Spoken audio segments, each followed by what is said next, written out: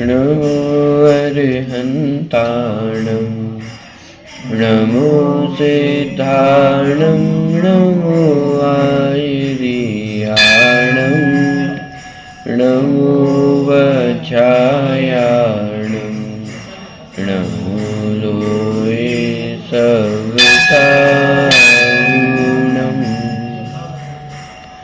मंगलम भगवान वीरो मंगलम गौतमो गणी मंगलम कुंद कुंदाद्यो जैन धर्मोऽस्तु मंगलम। सर्वमंगल मांगल्यम सर्वकल्याणकारकम प्रधानम सर्वधर्माणां चैनम चतुशासनम्।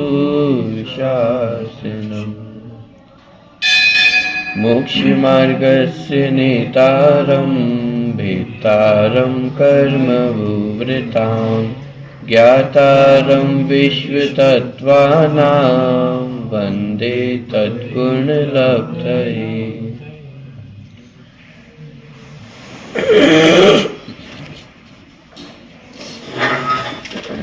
तत्वार सूत्र ग्रंथ के अंतर्गत 19 सूत्रों की चर्चा अपनी पूरी हो गई थी अंतिम कक्षा में। ज्ञान की चर्चा प्रारंभ करते हुए मति ज्ञान की चर्चा विगत सूत्रों में अपन ने की थी। मति ज्ञान के अंतर्गत मति ज्ञान इंद्रिय और मन के निमित्त से होता है। तद इंद्रिय इंद्रिय निमित्तम, यहाँ से मति ज्ञान का जो प्रकरण था वो प्रारंभ हुआ था। वह मति ज्ञान इंद्रिय और मन के निमित्त से होता है। फिर मति ज्ञान के भेद अपन ने देखे थे, अवग्रह, ईहा, अवाय और धारणा। ये 4 प्रकार के भेद मति ज्ञान के होते हैं। भेद कहें अथवा मति ज्ञान में जो उत्पत्ति क्रम है, माने आगे बढ़ने की जो प्रक्रिया है वो भी इसी क्रम में है। पहले अवग्रह होता है, फिर ईहा होती है, फिर अवाय होता है और फिर धारणा तक वह ज्ञान पहुंचता है।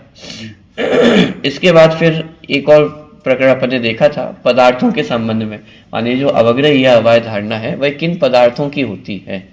तो उसके संबंध में जो अपन ने सूत्र देखा था, बहुविध क्षिप्रा अनिश्रित अनुक्त ध्रुव और सेत्राण, माने इनके विपरीत। तो इन सारे 12 प्रकार के पदार्थ माने जो मति ज्ञान के विषय बनते हैं। तो इस प्रकार का प्रकरण अपन ने देखा था। और एक और प्रकरण अपन ने देखा था जो बीच में आया था, जिसके अंतर्गत अर्थावग्रह और व्यंजन अवग्रह, इन 2 प्रकार के अवग्रहों की चर्चा अपन ने की थी, अर्थावग्रह और व्यंजन अवग्रह। अर्थावग्रह माने जो व्यक्त पदार्थ हैं उनका अवग्रह होना वह अर्थावग्रह कहलाता है, और व्यंजन माने जो अव्यक्त पदार्थ हैं वे व्यंजन कहलाते हैं। तो अव्यक्त पदार्थों का अवग्रह होना वह व्यंजन अवग्रह कहलाता है। और एक अंतिम सूत्र आया था, न चक्षुरेन्द्रियाभ्याम, माने जो व्यंजन अवग्रह है वो चक्षु और मन के निमित्त से नहीं होता है। माने इन 4 इंद्रियों के अलावा बाकी की जो 4 इंद्रियां हैं उनके निमित्त से ये व्यंजन अवग्रह होता है। ये पूरा प्रकरण मति ज्ञान के संदर्भ में था। और मति ज्ञान के टोटल कितने भेद हैं?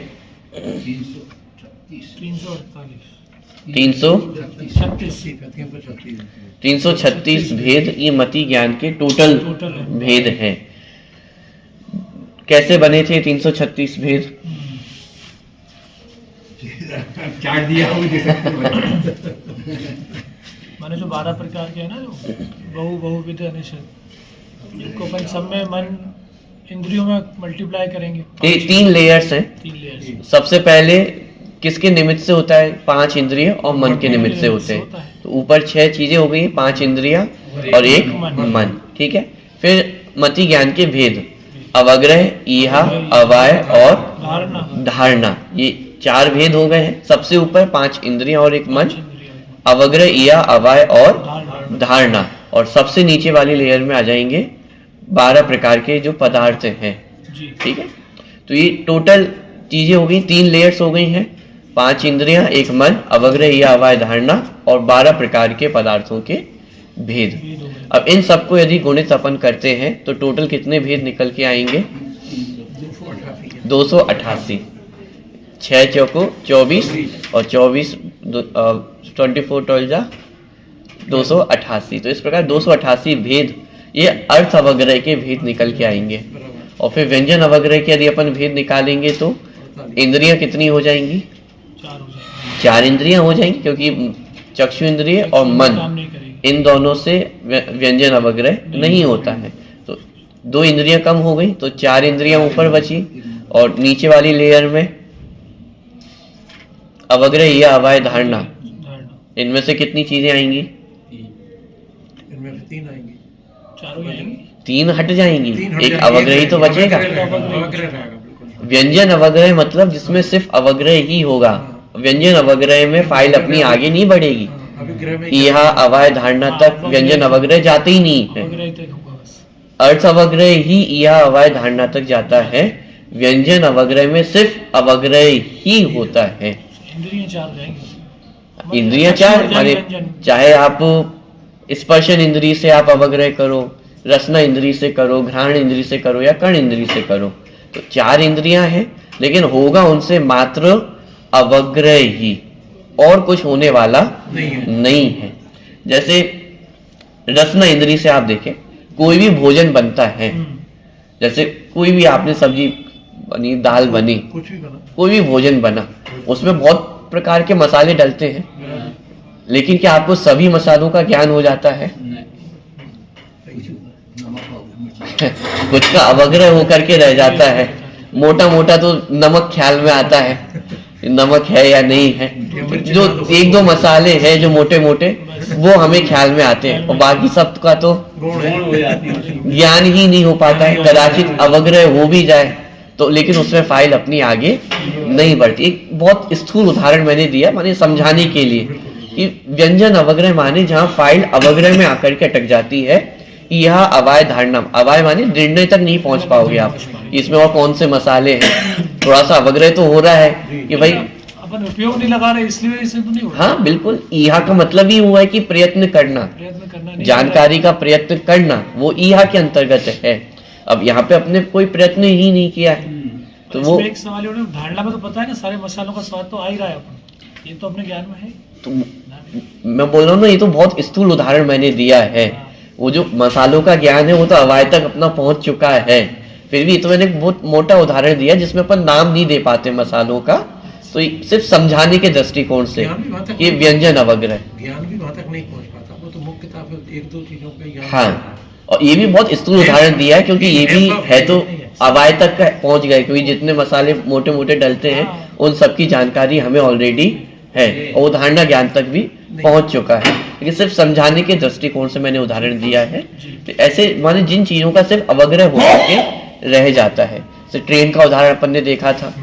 ट्रेन से जब अपन जाते हैं तो रास्ते में बहुत सारी चीजें दिखाई देती हैं, बहुत सारे पेड़ दिखाई देते हैं, बहुत सारी बिल्डिंगें दिखाई देती हैं, बहुत सारे स्टेशन बीच में आते हैं। आपको सब स्टेशनों के नाम याद रहते हैं क्या?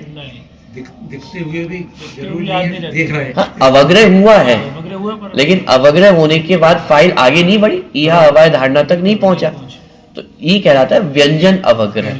तो व्यंजन अवग्रह मात्र अवग्रह होगा, बाकी के भेद नहीं होंगे। तो सबसे ऊपर 4 इंद्रियां, फिर बीच में अवग्रह, और नीचे 12 प्रकार के भेद। तो इन सबको यदि गुणित करेंगे तो 12 चौको 48, तो 288 और प्लस 48, तो टोटल कितने भेद हो गए? 336। ये मति ज्ञान के 336 भेद हैं। और मति ज्ञान के 336 भेद माने इतने प्रकार का मति ज्ञान होता है, इतने प्रकार का मति ज्ञान का क्षयोक्षम पाया जाता है। जैसे उदाहरण के लिए अपन देखिए, 1-2 घटित करके अपन देखते हैं। जैसे अर्थावग्रह के भेद देखें, सबसे ऊपर क्या है? 5 इंद्रिय और एक मन। इसमें से अपन एक इंद्रिय को ले ले, स्पर्शन इंद्रिय, ठीक है। नीचे आए 4 अवग्रह या अवाय और धारणा, इसमें से अपन ने लिया अवग्रह। और नीचे आकर के 12 प्रकार के पदार्थ हैं। 12 प्रकार के पदार्थों में से किसी भी एक पदार्थ को अपन ले लें, जैसे मान लो क्षिप्र अपन ने ली, ठीक है। तो अभी भेद कैसे बनेगा? क्षिप्र पदार्थ संबंधी स्पर्शन इंद्रिय से होने वाला अवग्रह। पकड़ में आया? स्पर्शन इंद्रिय के माध्यम से अवग्रह होगा। एक पदार्थ संबंधी स्पर्शन इंद्रिय से होने वाला अवग्रह। बहु पदार्थ संबंधी स्पर्शन इंद्रिय से होने वाला अवग्रह, बहुभेद, ऐसे सभी 12 प्रकार के पदार्थों पे घटित कर लेंगे। यानी स्पर्शन इंद्रिय से होने वाले जो अवग्रह हैं, तो ये 12 प्रकार के पदार्थ हैं। तो स्पर्शन इंद्रिय से होने वाला इन 12 प्रकार के पदार्थों का अवग्रह। तो ये कितने भेद बन गए? 12 भेद बन गए हैं। बन गए 12 के, एक संबंधी बन गए। स्पर्शन इंद्रिय संबंधी 12 होगा। हाँ, अब स्पर्शन इंद्रिय रखे रहने देते हैं, नीचे अपन ईहा ले आते हैं। अवग्रह था, अब ईहा कर दें, तो और बाकी के 12 भेद वैसे ही हैं। तो बहु पदार्थ संबंधी स्पर्शन इंद्रिय से होने वाली ईहा, बहुविध पदार्थ संबंधी स्पर्शन इंद्रिय से होने वाली ईहा, ऐसे ही भेद करते करते ये सारे भेद बन जाएंगे। पॉइंट पकड़ में आ रहा है? तो ऐसे करके पूरे 336 भेद वो मति ज्ञान के बन जाते हैं। और ये सब अपने ही ज्ञान की माने विशेषता बताई जा रही है। ये अपने ही ज्ञान की विशेषता है। 336 वेद वो अपने मति ज्ञान में इस प्रकार के बनते हैं। ठीक है, चलिए, प्रकरण तो खैर अपना पिछली कक्षा में हो गया था, सिर्फ एक रिवीजन अपन ने किया है। आगे बढ़ते हैं, 20वें नंबर की सूत्र की चर्चा आज अपन प्रारंभ करते हैं। मति ज्ञान की चर्चा अभी तक अपनी पूरी हो चुकी है। अब श्रुत ज्ञान की चर्चा यहाँ से प्रारंभ होगी। प्रश्न क्रमांक 51।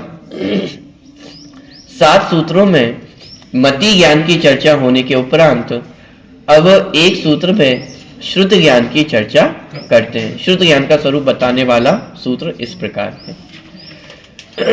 मैं बोलता हूं, फिर आप रिपीट करना।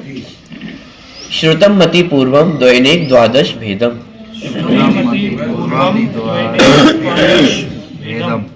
श्रुतम मति पूर्वम श्रुतम मति पूर्वम द्वैनेक द्वादश भेदम श्रुतम मति पूर्वम द्वैनेक द्वादश भेदम। ठीक, श्रुत ज्ञान को पहले स्पष्ट किया कि वह श्रुत ज्ञान किसे कहते हैं। श्रुतम मति पूर्वम, कि जो मति ज्ञान पूर्वक होता है उसे श्रुत ज्ञान कहते हैं। श्रुत मति ज्ञान पूर्वक मतलब पहले मति ज्ञान होता है और फिर श्रुत ज्ञान होता है। तो जो मति ज्ञान पूर्वक होता है उसे श्रुत ज्ञान कहते हैं। श्रुतम मति पूर्वम द्वैनेक द्वादश भेदम, और उस श्रुत ज्ञान के द्वय माने 2 भेद हैं, अनेक भेद हैं, और द्वादश माने 12। तो 3 प्रकार से यहाँ पे श्रुत ज्ञान के भेद स्पष्ट किए, 2, 12 और अनेक, द्वैनेक द्वादश भेदम। तो यहाँ पे श्रुत ज्ञान की परिभाषा भी स्पष्ट की, श्रुत ज्ञान का लक्षण भी बताया, और श्रुत ज्ञान के जो भेद हैं वे भी स्पष्ट किए। श्रुत ज्ञान किसे कहते हैं? जो मति ज्ञान पूर्वक होता है उसे श्रुत ज्ञान कहते हैं। और श्रुत ज्ञान के कितने भेद हैं? तो 2 भेद हैं, 12 भेद हैं और अनेक भेद हैं। अलग अलग प्रकार से उनके ये भेद श्रुत ज्ञान के यहाँ पे स्पष्ट है। मति पूर्वक होता है, इसका मतलब क्या? माने जब भी श्रुत ज्ञान होगा तो वह मति ज्ञान पूर्वक ही होता है। पहले मति ज्ञान होगा, मति ज्ञान से जिन पदार्थों को जाना है उसमें ही फिर विशेष जानकारी को श्रुत ज्ञान कहा जाता है। ठीक है, पहले 336 प्रकार से जान लेंगे, तो उसमें श्रुत में लगेगा। हाँ, लेकिन इसमें इतना विशेष है, जरूरी नहीं 336 प्रकार से जाना जाए।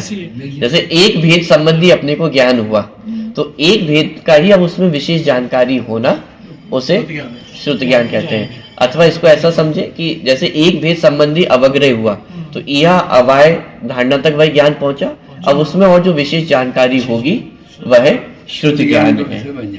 सरल भाषा में मति ज्ञान से पहले सबसे पहले तो दर्शन, किसी पदार्थ का दर्शन हुआ, फिर उसका मति ज्ञान होगा, और फिर उसके बाद जो भी विशेष जानकारी होगी वह सब श्रुत ज्ञान कहलाता है। अभी प्रक्रिया इतनी फास्ट होती है, प्रोसेसिंग इतनी फास्ट होती है, कब दर्शन हुआ, कब मति ज्ञान में अवग्रह या अवाय हुई, ये पता ही नहीं चलता है, और कब जाकर के वो ज्ञान श्रुत ज्ञान तक पहुंच गया। ये प्रोसेस इतनी फास्ट है कि अपने को पता ही नहीं चलता है।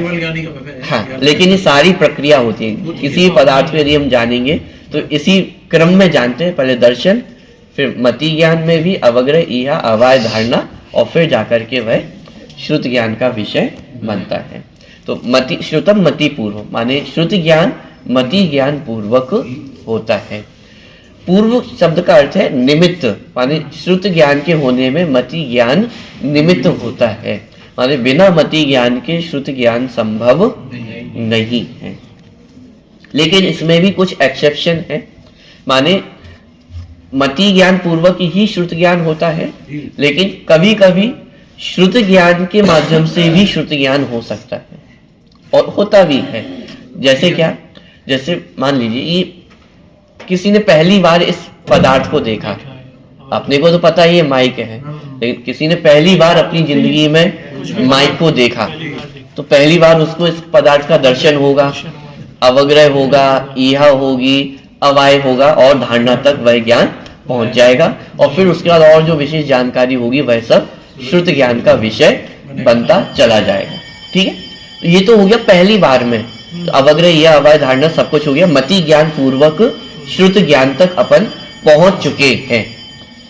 लेकिन एक बार जब श्रुत ज्ञान हो गया है, अब दोबारा इस पदार्थ संबंधी जो कुछ भी ज्ञान होगा, तो श्रुत ज्ञान तक तो ऑलरेडी हमारी प्रोसेसिंग पहुंच चुकी है। अब और जो कुछ भी ज्ञान हो रहा है वह श्रुत ज्ञान के माध्यम से ही श्रुत ज्ञान हो रहा है। पॉइंट पकड़ में आ रहा है? अब दोबारा अवग्रह या अवाय करने की आवश्यकता नहीं, क्योंकि वह ज्ञान की प्रक्रिया तो पहले ही हो चुकी है। आप तो अवाय तक ऑलरेडी पहुंच चुके हो, निर्णय हो चुका है कि ये माइक है, तेज बोलने के अर्थ में प्रयोग होता है जिससे लोग सब सुन सके। ये सारी चीजें आपके ज्ञान में ऑलरेडी बैठी हुई, धारणा तक पहुंच चुकी है। तो जो मति ज्ञान का कार्य था वो तो ऑलरेडी हो चुका है। अब पुनः जो भी माइक संबंधी ज्ञान होगा तो वह श्रुत ज्ञान के माध्यम से ही श्रुत ज्ञान होगा। लेकिन यदि ऐसा माना जाए तो फिर एक समस्या खड़ी होगी, हमारी डेफिनेशन गलत हो जाएगी ना। आचार्य ने डेफिनेशन क्या बनाई है कि श्रुत ज्ञान तो मति ज्ञान पूर्वक होता है, और यदि श्रुत ज्ञान पूर्वक श्रुत ज्ञान मानेंगे तो फिर डेफिनेशन गलत हो जाएगी।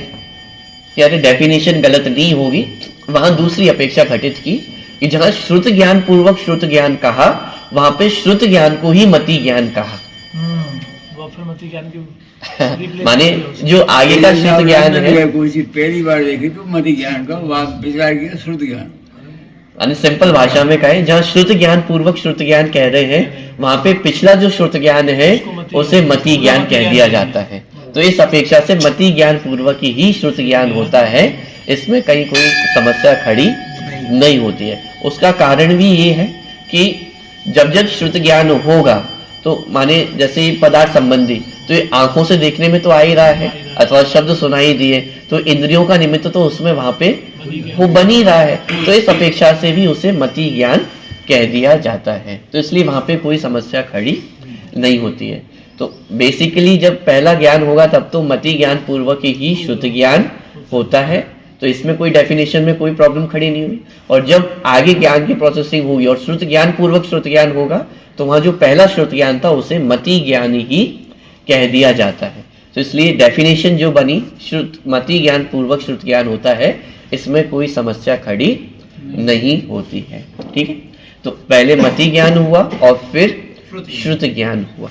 ठीक है, अच्छा, तो माने इस ज्ञान के ऐसे दो भेद हैं, माने जो अपना ज्ञान गुण कहा जाता है, तो ज्ञान गुण के ऐसे दो भेद हैं, एक मति ज्ञान है, एक श्रुत ज्ञान है, और आगे भी अपन और भेद पढ़ने वाले हैं, अवधि ज्ञान, मनापय ज्ञान और केवल ज्ञान। तो ऐसे एक ज्ञान गुण की चार अलग अलग भेद होंगे। कितने गुण हैं? ज्ञान गुण संबंधी कितने गुण हैं? ये एक ही ज्ञान गुण है, तो वे पांच भेद कैसे बन जाते हैं? सामान्य गुण है, विशेष गुण है।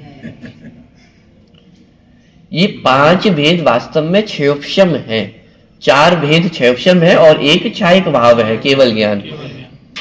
एक्चुअली हो क्या रहा है तो एक ज्ञान गुण ही, उस ज्ञान गुण पे आवरण, ज्ञानावरण कर्म का आवरण है। ठीक है, तो अब जितना जितना आवरण हटता जाता है उतने उतने उस प्रकट होता जाता प्रगट ज्ञान के अलग अलग नाम हैं।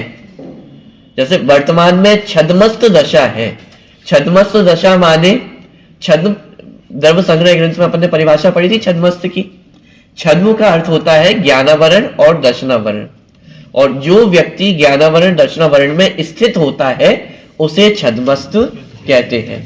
सरल भाषा में देखें, वर्तमान में हमारी दशा कैसी है, ये ज्ञान गुण है और इस ज्ञान गुण पे आवरण ढका हुआ है। ठीक है, अब जितना आवरण हटता चला जाता है, माने इतना आवरण हट गया है, तो इतना जो प्रगट ज्ञान है इसको हमने नाम दिया मति ज्ञान। थोड़ा सा और आवरण हटा, अब जो प्रगट ज्ञान बचा हुआ है उसे हमने नाम दिया श्रुत ज्ञान। और आवरण हट गया, तो अब जो प्रगट ज्ञान है उसे हमने नाम दिया अवधि ज्ञान। और आवरण हट गया, उसे हमने नाम दिया मनःपरय ज्ञान। और जब पूरा आवरण हट जाता है तो उसे हम कहते हैं केवल ज्ञान। माने है तो एक ज्ञान गुण ही, लेकिन उस ज्ञान गुण की जितनी प्रगटता है उसके आधार से हमने 5 भेद किए हैं। मति ज्ञान, श्रुत ज्ञान, अवधि ज्ञान, मनःपरय ज्ञान और केवल ज्ञान। ये 5 अलग अलग गुण नहीं है, गुण एक ही है। एक ही गुण की ये अलग अलग अवस्थाएं हैं, दशा है, हालत है।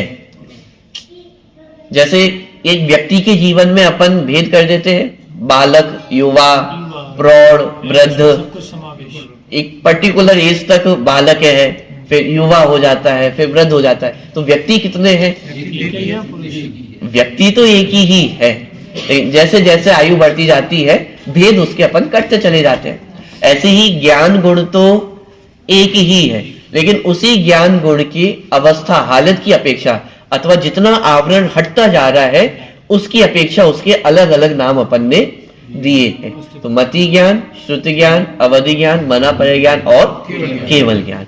तो यहाँ पे अपन ने जैसे श्रुत ज्ञान पढ़ा, तो श्रुत ज्ञान नाम का कोई अलग गुण नहीं है, यहाँ पे क्षयोपशम और अधिक बढ़ गया है। अवग्रह या अवाय धारणा में क्या हो रहा था, क्षयोपशम और बढ़ता चला जा रहा था। अवग्रह में से ज्यादा क्षयोपशम इहा में, इहा से अधिक क्षयोपशम अवाय में, अवाय से अधिक क्षयोपशम धारणा में। तो हो क्या रहा है, एक ही ज्ञान गुण है लेकिन उसकी परतें हटती जा रही है। ज्ञानावरण कर्म की जो परतें हैं वो थोड़ी थोड़ी हटती जा रही है, तो उतना ज्ञान हमारा और प्रकट होता चला जा रहा है।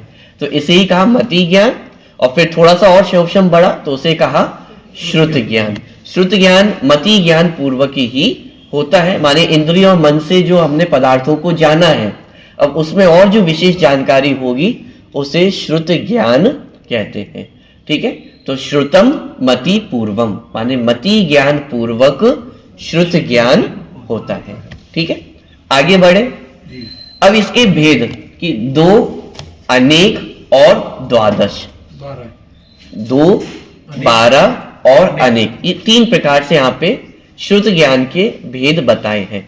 ध्यान देना, श्रुत ज्ञान के यहाँ पे जो भेद बताए गए हैं वह सम्यक श्रुत ज्ञान की अपेक्षा ही भेद बताए गए हैं। मिथ्या दृष्टि को भी श्रुत ज्ञान होता है, अरे मति ज्ञान और श्रुत ज्ञान मिथ्या दृष्टि को भी होते हैं, सम्यक दृष्टि को भी होते हैं। यहाँ पे जिन भेदों को गिनाया गया है वह मात्र सम्यक श्रुत ज्ञान को ही गिनाया गया है, मिथ्या श्रुत ज्ञान की चर्चा यहाँ पे नहीं ली गई है। तो सबसे पहले 2 भेद कौन से हैं? अंग प्रविष्ट और अंग बाह्य, ये 2 भेद श्रुत ज्ञान के, अंग प्रविष्ट और अंग बाह्य। अब जैसे आप देखेंगे, चाहे अंग प्रविष्ट हो चाहे अंग बाह्य हो, ये दोनों ही ज्ञान सम्यक श्रुत ज्ञान है, माने ये मिथ्या ज्ञान नहीं है। तो अंग प्रविष्ट और अंग बाह्य। अंग प्रविष्ट मतलब जैसे अपन कहते हैं द्वादशांग, 12 भेद वो द्वादशांग ही है। तो 12 भेद माने ये सब अंग प्रविष्ट के अंतर्गत आ जाते हैं, और इस द्वादशांग के बाहर जितना ज्ञान होता है वह सब अंग बाह्य के अंतर्गत आ जाता है। तो द्वादशांग माने ये अंग प्रविष्ट, और इसके बाहर का जितना ज्ञान है वह सब अंग बाह्य। ठीक है, ये 2 भेद हुए श्रुत ज्ञान के। इसी का विस्तार करना चाहे तो द्वादशांग माने 12 प्रकार के भेद हो गए। द्वादशांग द्वादशांगों के जो नाम है वो भी यहाँ पे लिखे हुए हैं, वो भी अपन पढ़ेंगे। तो ये 12 अंग, जैसे द्वादश, संस्कृत में 12 को द्वादश कहते हैं और अंग, तो द्वादशांग माने 12 अंग। ठीक है, तो 2 भेद, अंग प्रविष्ट, अंग बाह्य। 12 भेद में द्वादशांग और अनेक भेद। अब अनेक भेद में क्या आएगा? द्वादशांग से बाहर भी होगा वैसा। द्वादशांग से बाहर जितनी चीजें हैं वो सब अनेक के अंतर्गत आ सकते हैं। देखिए, जैसे मूल रूप से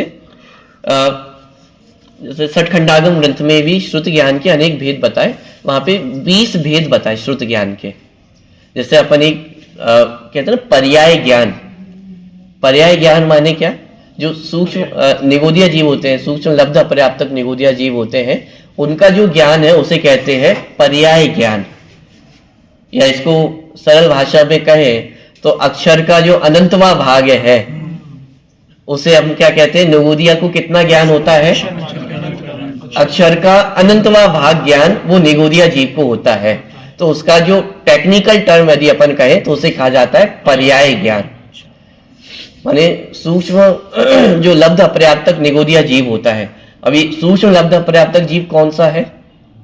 ये वही जीव है जो एक श्वास में 8-10 बार, जो अपन 6 ढाला में पंक्तियां पढ़ते हैं, एक श्वास में 18 बार जिसका जन्म मरण होता है, उन्हें कहते हैं सूक्ष्म लब्ध अपर्याप्तक निगोदिया जीव।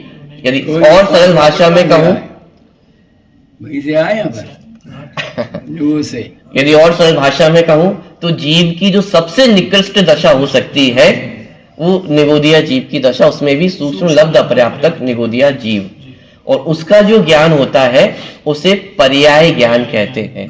और इस पर्याय ज्ञान को श्रुत ज्ञान के भेद के अंतर्गत लिया। मतलब मति श्रुत ज्ञान है। माने निगोद अवस्था में भी मति ज्ञान तो है ही, लेकिन वो जो अक्षर का अनंतवा भाग ज्ञान है उसे भी श्रुत ज्ञान के अंतर्गत लिया गया है। और निगोदिया जीवों को भी श्रुत ज्ञान होता है। तो मति ज्ञान और श्रुत ज्ञान, तो जो सबसे निकृष्ट दशा जीव की है और उसमें होने वाला जो ज्ञान है उसे कहा पर्याय ज्ञान। मानी श्रुत ज्ञान का सबसे पहला भेद लिया पर्याय ज्ञान। मानी श्रुत ज्ञान का सबसे कम क्षेत्र यदि देखा जाएगा तो वो निगोदिया जीव के अंतर्गत पाया जाता है, जिसे कहा अक्षर का अनंतवा भाग। और अक्षर का अनंतवा भाग मतलब क्या?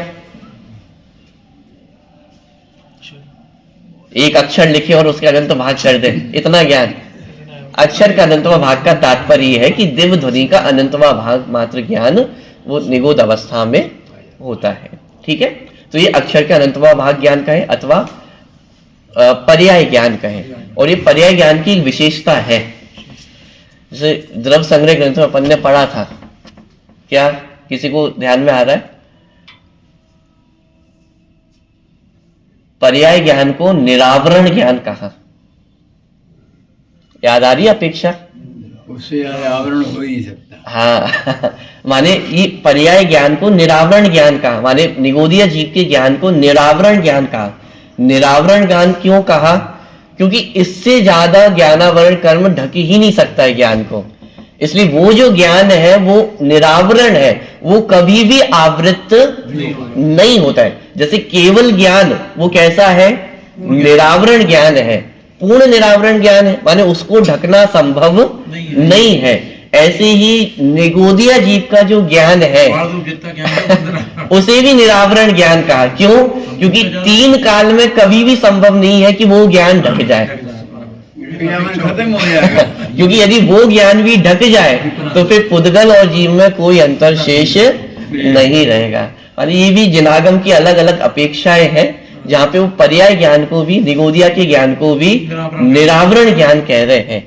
क्यों? क्योंकि वो ज्ञान कभी भी ढकता नहीं है। यदि वो भी ढक जाएगा तो इस पुस्तक में, इस माइक में, टेबल में और मुझ में कोई अंतर नहीं रहेगा। तो उस ज्ञान को निरावरण ज्ञान कहा जाता है। खैर, ये सब अपन भेद समझ रहे हैं। तो सठखंडागम ग्रंथ में शुद्ध ज्ञान के 20 भेद बताए हैं। तो स्टार्टिंग पर्याय ज्ञान से होती है और वो केवल ज्ञान तक, माने वो जो ज्ञान का विस्तार है वो होता हुआ चला जाता है। खैर, वो जो ज्ञान के, श्रुत ज्ञान के भेद बताए हैं वो मिथ्या दृष्टि की अपेक्षा भी बताए हैं। तो वो जो 20 भेद बताए गए हैं वो मिथ्या दृष्टि की अपेक्षा भी बताए गए हैं। लेकिन यहाँ पर तत्वार्थ सूत्र ग्रंथ में जिन श्रुत ज्ञान के वेदों की चर्चा ली गई है वो मात्र सम्यक दृष्टि जीवों की अपेक्षा ही ली गई है। तो इसलिए वो षट खंडागम ग्रंथ संबंधी जो 20 भेद है वो यहाँ पे लागू नहीं होंगे। यहाँ पे जो 20 भेद माने अनेक भेदों की चर्चा की गई है वो अंग बाह्य संबंधी अनेक भेद इसमें गर्भित हो जाएंगे। ठीक है, अब प्रश्न खड़ा होता है कि अंग प्रविष्ट और अंग बाह्य ये क्या चीजें हैं। अंग प्रविष्ट माने जो द्वादशांग का ज्ञान है वो सब अंग प्रविष्ट के अंतर्गत आ जाता है। अब अंग बाह्य माने क्या? जनरल टर्म्स में हमें ये समझ में आता है अंग बाह्य माने जो बाहर का ज्ञान है वो सब अंग बाह्य है, लेकिन ऐसा नहीं है, बाहर का कुछ भी नहीं है। जैसे द्वादशांग की रचना गौतम गणधर स्वामी ने की थी, ऐसे ही अंग बाह्य की रचना भी गौतम स्वामी ने ही की है। ऐसा कोई अलग नहीं है कि द्वादशांग इंपॉर्टेंट है और फिर उसके बाहर जो कुछ रह गया वो बाहर की चीजें हैं, ऐसा नहीं है। अंग बाह्य क्यों कहा? क्योंकि जो जिनागम माने जो हमारे जो आगम लिखे गए हैं उनको नापने की एक शैली होती है जिन्हें कहा जाता है पद। माने कोई भी ग्रंथ कितना बड़ा है तो उनको पदों के आधार से नापा जाता है। जैसे अपन डिस्टेंस नापते हैं तो मीटर किलोमीटर में नापते हैं, लिक्विड नापना है तो लीटर में नापते हैं। ऐसे ही ग्रंथ कितना बड़ा है इसको नापने का यदि कोई टूल हमारे पास है तो वो उसे कहते हैं पद। और पद माने कुछ अक्षरों का समुदाय, माने अक्षरों के समुदाय को पद कहते हैं। जैसे एग्जाम्पल के लिए अपन ने माना 100 अक्षरों का एक पद की रचना करते हैं कवि लोग, माने तो माने 100 अक्षरों का एक पद हुआ। अब आपसे पूछा जाए कि साहब तत्वार्थ सूत्र ग्रंथ कितना बड़ा है, तो इसका मतलब ये बताया जाएगा कि उसमें कितने पद बन जाएंगे। और पद माने कितने अक्षर, तो एक एक अक्षर यदि तत्वार्थ सूत्र ग्रंथ का गिना जाए और फिर उसको पदों में अपन डिवाइड कर दें तो उस हिसाब से अपन कहेंगे कि तत्वार्थ सूत्र ग्रंथ इतने पद बड़ा है अथवा इतने पदों का तत्वार्थ सूत्र ग्रंथ है। तो ऐसे ही जब आप द्वादशांग को नापते हैं, मेजरमेंट करते हैं, तो वहां पदों के आधार से मेजरमेंट किया जाता है। तो ये पर्टिकुलर सेट, जैसे अपन ने एग्जाम्पल के लिए लिया 100 अक्षरों का एक पद है, ठीक है। अब मान लीजिए किसी ग्रंथ में 122 अक्षर, ठीक है, 122 अक्षर है। अब अपन ने पद कितने अक्षरों का बनाया? 100 अक्षरों का। 100 अक्षरों का एक पद हो गया। अब वो 22 अक्षरों का क्या करें? उसको अलग नाम नहीं दिया, तो उसे नाम दिया अंग बाह्य। पॉइंट पकड़ में आ रहा है? अंग बाह्य ऐसी कोई चीज नहीं है कि बिल्कुल बाहर की कोई चीज हो। उसके बहुत विशेष गौतम स्वामी ने जो आगम की रचना की उनको फिर पदों में अपन ने डिवाइड किया और उन पदों को डिवाइड करके द्वादशांग तैयार हो गए। अब जो एक्स्ट्रा कुछ अक्षर बचे हुए थे उन एक्स्ट्रा अक्षरों से बना अंग बाह्य है। क्योंकि जितना भी अपन क्लब करने की कोशिश करेंगे कुछ ना कुछ बाद में बच ही जाने वाला है, तो वो जो बचे हुए अक्षर थे उसे कहा गया अंग बाह्य। ठीक है, अंग बाह्य का मतलब ये नहीं है कि बाहर का ज्ञान। जैसे द्वादशांग गौतम स्वामी द्वारा रचित है, ऐसे ही अंग बाह्य भी गौतम स्वामी द्वारा ही रचित है। लेकिन ये नापने का एक टूल था, तो नापने के टूल में जो पदों की अपन ने संग्रह किया तो एक द्वादशांग बने और फिर द्वादशांग के बाद जितने अक्षर हमारे पास बचे उन्हें कहा अंग बाह्य। पॉइंट पकड़ में आ रहा है? थोड़ी सी चर्चा अपन इसको पढ़ते हैं तो आपको थोड़ा सा और स्पष्ट क्लियर भी होगा। देखिए 51 नंबर का पेज है। सबसे पहले अंग प्रविष्ट के जो 12 भेद हैं, जो द्वादशांग के भेद हैं, वे द्वादशांग के नाम यहाँ पे बताए हैं। आचारांग, सूत्रकृतांग, स्थानांग, समवायांग, व्याख्या प्रज्ञप्ति अंग, ज्ञात्री धर्म कथांग, उपासका अध्ययनांग, अंतःकृत दशांग, अनुत्तरोपाधिक दशांग, प्रश्न व्याकरणांग, विपाक सूत्रांग और दृष्टिवादांग। ये 12 प्रकार के अंग हैं। इसमें भी जो अंतिम 12वें नंबर का दृष्टिवाद अंग है, इसके भी 5 भेद होते हैं, और उन 5 भेदों में एक भेद होता है पूर्व। और पूर्व कितने होते हैं? 14 पूर्व होते हैं। 9 पूर्व तक का ज्ञान तो मिथ्या दृष्टि जीव को भी हो सकता है।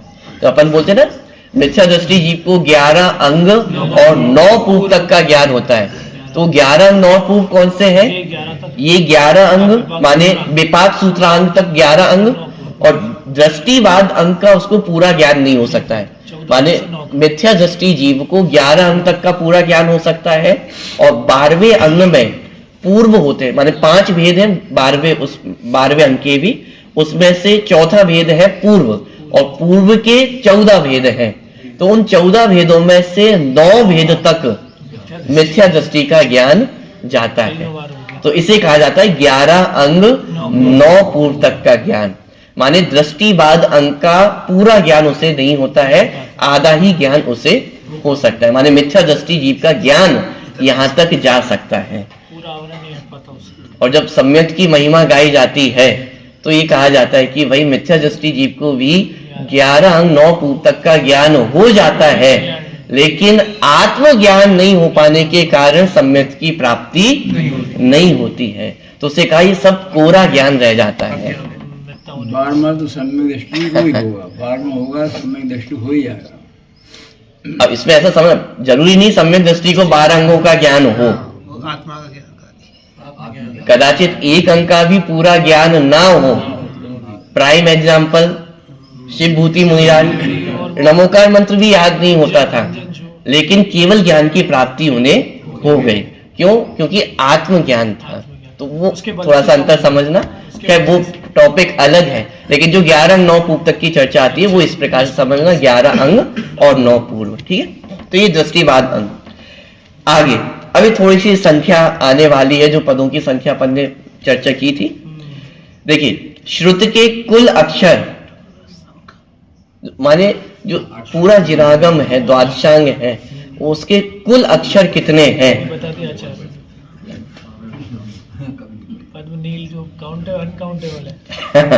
अब इसको थोड़ा सा गिनने की कोशिश करें। 18 शंख, 44 पद्म, 67 नील, 44 खरब, 7 अरब, 30 करोड़, 95 लाख, 51,615 माने गए। डॉक्टर साहब ने कितनी मेहनत करी है। ये टोटल माने जो द्वादशांग है, टोटल जो श्रुत है हमारा अंग, द्वादशांग और अंग बाह्य सब मिलाकर के, तो टोटल जो हमारी श्रुत की शब्दों की संख्या है वो कितनी है? ये इतनी बड़ी अक्षर, माने इतने अक्षर वो जिनागम में हमारे हैं। ठीक है, इनमें मध्यम पद के 16 अरब 34 करोड़ 83 लाख 7,888 अक्षरों का भाग देने पर 1 अरब 12 करोड़ 83 लाख 58,005 मध्यम पद और 8 करोड़ 1 लाख 8,175 अक्षर प्राप्त होते। ये मध्यम पद की संख्या बताई कि मध्यम पद में कितने अक्षर होते हैं। तो कितने अक्षर है मध्यम पद में? 16 अरब से तो भाग दिया था, माने टोटल जो अक्षर थे उसको 16 अरब और जो आगे की संख्या है उससे डिवाइड किया, तो डिवाइड करने पे जो संख्या प्राप्त हुई वो मध्यम पद है। और मध्यम पद में कितने अक्षर हैं वो देखिए, 1 अरब 12 करोड़ 83 लाख 58,005। ये मध्यम पद की माने अक्षरों की संख्या, इतने अक्षर मध्यम पद में होते हैं। और 8 करोड़ 1 लाख 8,175 अक्षर प्राप्त होते हैं। अच्छा, ये जो संख्या दी गई वो तो मध्यम पद की दी है, माने इतने टोटल मध्यम पद निकल के आते हैं। और एक एक मध्यम पद में कितने अक्षर हैं? 8 करोड़ 1 लाख 8,175। ये टोटल अक्षर एक मध्यम पद में। और टोटल मध्यम पद कितने हैं? 1 अरब से तो संख्या प्रारंभ हो रही है, माने 1 अरब मध्यम पद। और एक एक पद में कितने अक्षर हैं? मोटा मोटा देखें तो 8 करोड़, माने एक पद में 8 करोड़। और पद कितने हैं? 1 अरब पद है और एक एक पद में 8 करोड़ अक्षर है।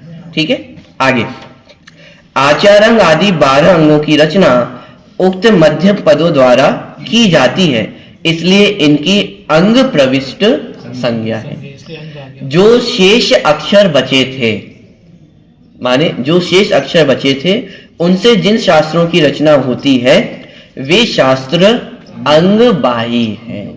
माने क्या, गौतम स्वामी ने मान ली पूरे जिनागम की रचना की, अब उसको अपन ने डिवाइड किया कि साहब गौतम स्वामी ने कितना जिनागम रचा, तो हमने उसको पदों के माध्यम से डिवाइड किया।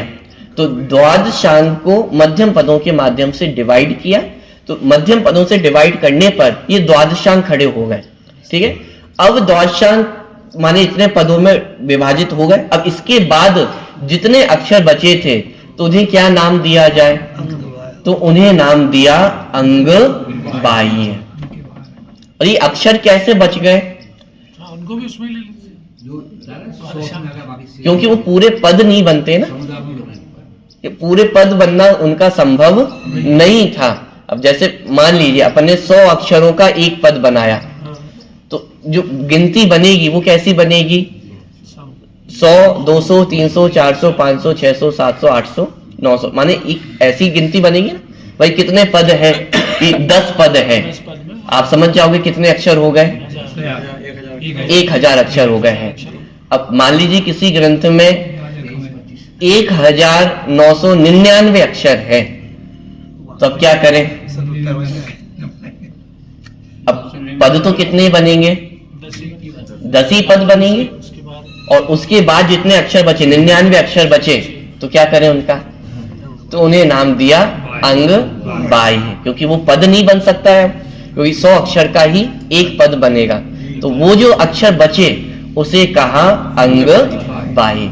ऐसे ही द्वादशांग तक तो वो पदों की संज्ञा एकदम व्यवस्थित बन गई। अब उसके बाद जो एक्स्ट्रा अक्षर बचे हुए थे, उन एक्स्ट्रा अक्षरों को जो नाम दिया गया वो क्या है, अंगबाह्य। ठीक है, जनरली हम अंगबाह्य क्या समझते हैं कि द्वादशांग माने जो 12 अंग है वो द्वादशांग है, और वर्तमान में हमें जितना जिनागम प्राप्त है, जितने शास्त्र प्राप्त है, उन्हें हम अंगबाह्य कहते हैं। लेकिन वास्तव में मूल जो अंगबाह्य शब्द का अर्थ है वो तो गौतम स्वामी द्वारा ही रचित है। और उन अंगबाह्य की भी 14 वेद है, जिसमें से 2 नाम बहुत प्रसिद्ध हैं, दशवैकालिक और उत्तराध्याय, क्योंकि ये श्वेतांबरों में प्राप्त भी होते हैं। तो उनके में जो वासना से प्राप्त होता है, वे मानते हैं कि वासना द्वारा वे जो अंग है वो उनको प्राप्त है। तो वे तो कुछ अंगों को भी मानते हैं कि उनके पास प्राप्त है। और अंगबाह्य में दशवैकालिक और उत्तराध्यायन, माने ये 2 अंगबाह्य वो मानते हैं कि उनके पास प्राप्त है। और यदि आप पढ़ना चाहें तो आप उन 2 अंग माने जो अंगबाह्य है उनको आप पढ़ भी सकते हैं, दशवैकालिक और उत्तराध्याय। टोटल ये 14 अंगबाह्य है। इसके अंतर्गत प्रायश्चित शास्त्र है, स्तुति शास्त्र है, ये सारी जो विधाएं हैं वो सब अंगबाह्य शास्त्र के अंतर्गत आ जाती है। ठीक है, तो जो शेष अक्षर बचे थे उनसे जिन शास्त्रों की रचना होती है वे शास्त्र अंगबाह्य है।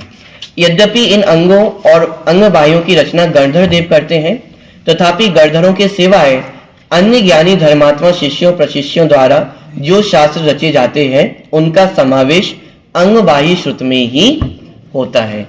मूल रूप से तो अंगबाह्य की रचना गौतम स्वामी ने की, और उसके बाद जो अन्य उनके शिष्य और प्रशिष्य हुए, माने गौतम स्वामी के जो शिष्य हुए तो उन्हें शिष्य कहा, और फिर उनके भी जो शिष्य हुए वो प्रशिष्य हुए। तो माने जितनी परंपरा आचार्यों की हमारी चली आ रही है वो सब प्रशिष्य के अंतर्गत आ जाएंगे। इसे सर्वार्थ सिद्धि ग्रंथ में एक अच्छा नाम दिया आरती, माने जितने आगे के आचार्य हुए उन्हें नाम दिया आरती। आरती का कार्य क्या होता है, आगे बढ़ाने का कार्य होता है। जैसे मूल मैन्युफैक्चरर है और रिटेलर है, उसके बीच के जो डीलिंग का काम करे वो आरतीय कहलाता है।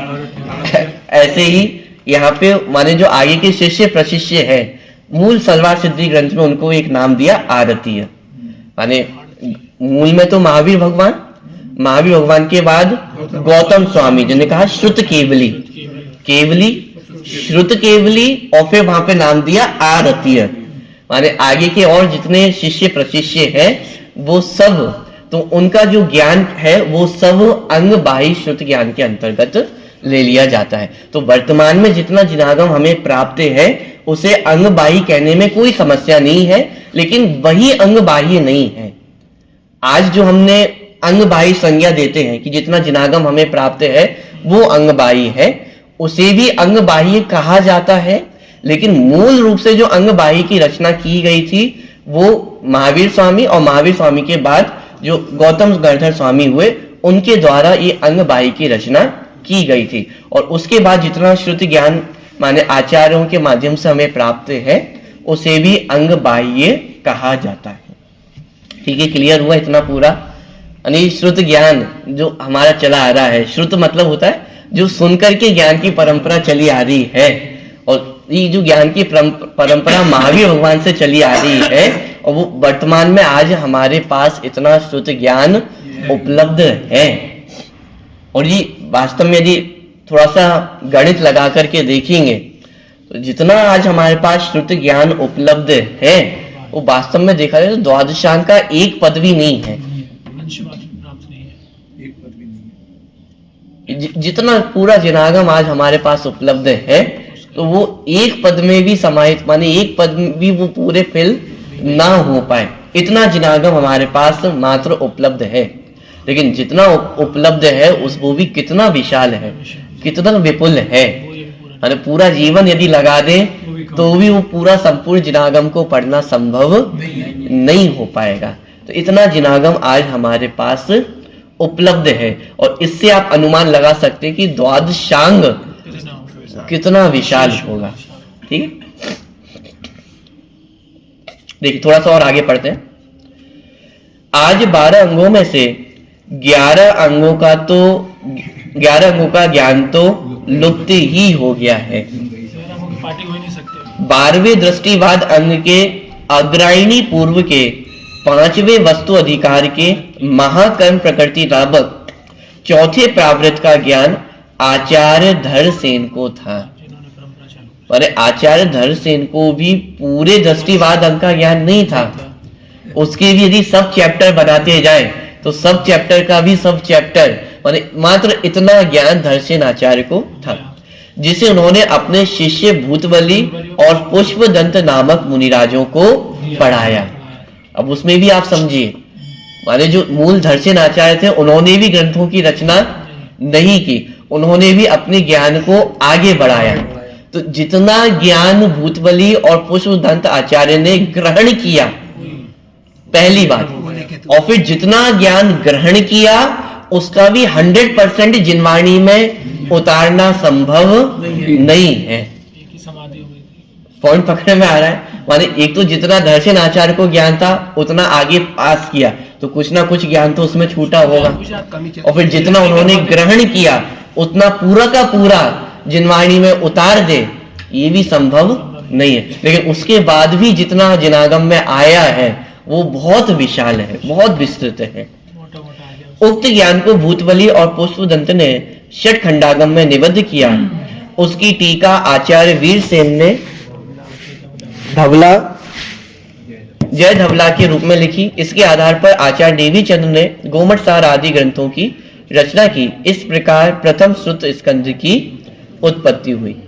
इसी समय दूसरे एक आचार्य गुणधर नामक मुनिराज को ज्ञान प्रवाद पूर्व के 10वें वस्तु अधिकार में से तीसरे प्रावृत्त का ज्ञान था। उनसे उक्त प्रावृत्त को नागहस्ती नामक मुनिराज ने पढ़ा। उन दोनों मुनिराजों से यति नायक नामक मुनिराज ने पढ़कर उसकी चूर्णिका रूप में 6000 सूत्रों की रचना की। इसकी टीका समुद्धरण नामक मुनिराज ने 12000 श्लोक प्रमाण लिखी। इन आचार्यों की परंपरा में आचार्य कुंद इन शास्त्रों के ज्ञाता हुए। उन्होंने समय सार आदि ग्रंथ बनाए। इस प्रकार द्वितीय श्रुत स्कंद की उत्पत्ति हुई। इस प्रकार 12वें अंग का कुछ ज्ञान ही आज हमें उपलब्ध है, शेष ज्ञान विलुप्त ही है। यद्यपि मति ज्ञान के समान श्रुत ज्ञान भी पहले गुणस्थान से 12वें गुणस्थान तक सभी संसारी जीवों के होता है, जिनमें एक इंद्रियादिक जीव भी आ जाते हैं, तथापि यहाँ द्वादशांग रूप सम्यक श्रुत ज्ञान की चर्चा ही की गई है। जो अपन ने पहले समझा था, मिथ्या दृष्टियों का जो श्रुत ज्ञान है, जिसे कुश्रुत ज्ञान कहते हैं, उसकी चर्चा यहाँ पे नहीं ली गई है, क्योंकि प्रकरण अपना मोक्ष मार्ग का चला आ रहा है। तो सम्यक दर्शन की चर्चा की थी, फिर सम्यक ज्ञान की चर्चा चल रही है, तो मति ज्ञान में भी सम्यक ज्ञान को लिया और श्रुत ज्ञान में भी जो सम्यक श्रुत ज्ञान के भेद हैं उन्हीं को यहाँ पे लिया जा रहा है। तो इस प्रकार यहाँ पे जो श्रुत ज्ञान के भेद थे 2, 12 और अनेक। 2 के अंतर्गत अंग प्रविष्ट, अंग बाह्य, 12 के अंतर्गत द्वादशांग और अनेक के अंतर्गत अंग बाह्य में जितना ज्ञान है वो सब अनेक के अंतर्गत आ जाता है। तो इस प्रकार मति ज्ञान पूर्वक श्रुत ज्ञान होता है और श्रुत ज्ञान के 2, 12 और अनेक इस प्रकार के भेद होते हैं। इस प्रकार जो 20वें नंबर का सूत्र है वो आज अपन ने पढ़ा।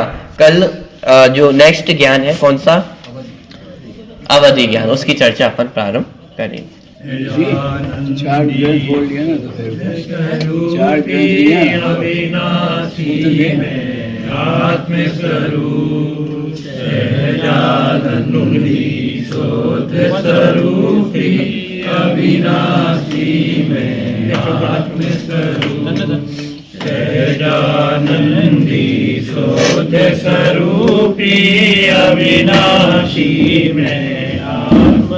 स्तुति नंबर 54, पेज नंबर 53, स्तुति नंबर 54 में भी लगा है।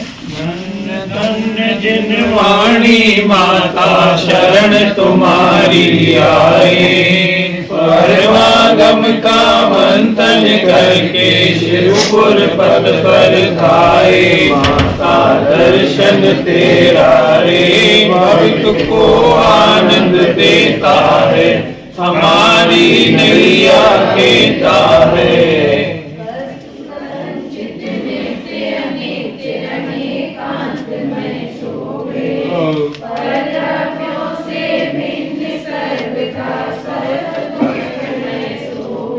ऐसी वस्तु समझने से चतुर्गति फेरा कटता है, जगत में फेरा मिटता है।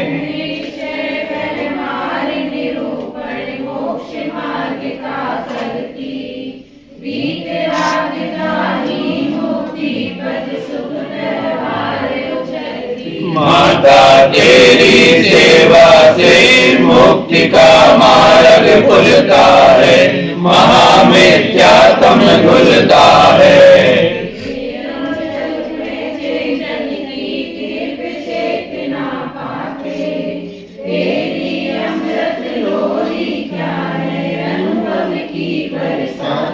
माता तेरी वर्षा से निजानंद झरना झरता है, अनुपमान उछलता है।